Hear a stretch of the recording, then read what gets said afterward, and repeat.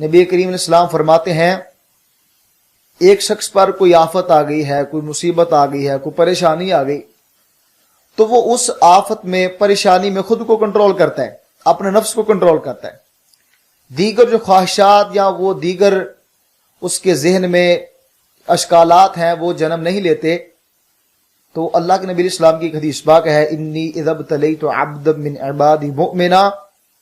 فحمدنی علی ما ابتلیت. جب اللہ اس انسان کو کسی مصیبت میں، کسی پریشانی میں، کسی آفت میں مبتلا کرتے ہیں تو انسان خود پر کنٹرول کرتے ہوئے اللہ کے ساتھ مایوسی کا اظہار نہیں کرتا، نا امیدی کا اظہار نہیں کرتا،